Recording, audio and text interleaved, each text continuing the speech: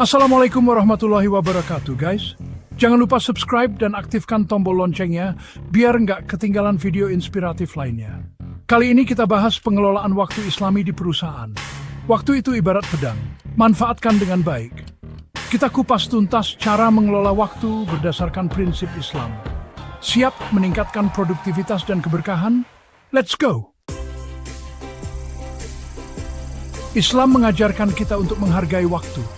Waktu itu anugerah, bahkan Allah bersumpah demi waktu di dalam Al-Quran. Bayangin deh, sebegitu berharganya waktu sampai Allah SWT bersumpah dengannya. Setiap detik itu berharga guys, kita harus memanfaatkannya untuk hal-hal yang produktif.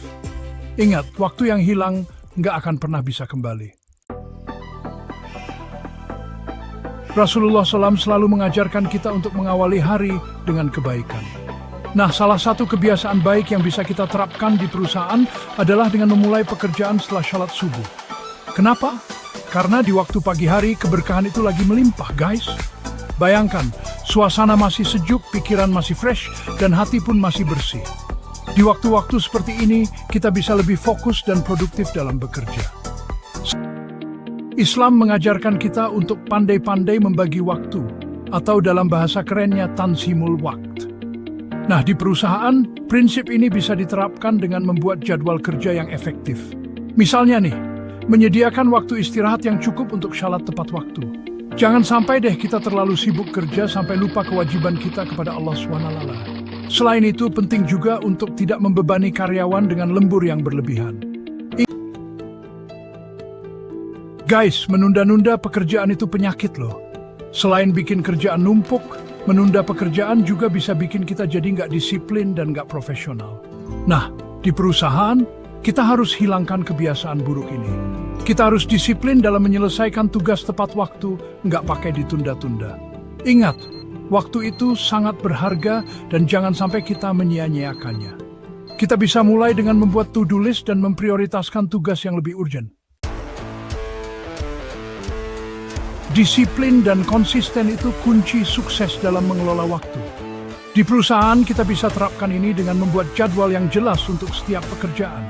Misalnya, kapan deadline suatu proyek, kapan harus meeting dengan klien, dan lain sebagainya.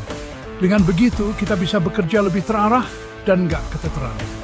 Selain itu, penting juga untuk membangun budaya kerja yang disiplin. Misalnya, datang tepat waktu, menyelesaikan pekerjaan sesuai deadline. Guys, kita ini kerja tujuannya untuk beribadah kepada Allah SWT. Nah, makanya penting banget untuk menjaga keseimbangan antara kerja dan ibadah. Jangan sampai kita terlalu fokus mengejar dunia sampai lupa akhirat, atau sebaliknya. Di perusahaan, kita bisa terapkan ini dengan menyediakan waktu yang cukup untuk ibadah. Misalnya, memberikan waktu istirahat yang cukup untuk salat duhur dan asar. Guys, di era digital seperti sekarang ini, banyak banget distraksi yang bisa bikin kita wasting time. Misalnya, scrolling media sosial, ngobrol yang nggak penting, atau meeting yang nggak jelas juntrungannya. Nah, di perusahaan, kita harus bisa meminimalisir hal-hal yang bisa membuang-buang waktu. Misalnya, dengan membatasi penggunaan media sosial selama jam kerja, menghindari meeting yang nggak efektif dan terlalu lama, dan fokus pada pekerjaan yang lebih prioritas. Ingat, waktu itu ibarat pedang. Kalau kita bisa memanfaatkannya dengan baik, kita sendiri yang akan terluka. Terakhir, jangan lupa untuk selalu upgrade diri, guys.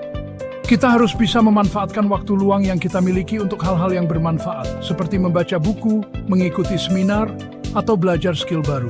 Di perusahaan, ini bisa diwujudkan dengan mengalokasikan waktu untuk pelatihan dan pengembangan skill karyawan.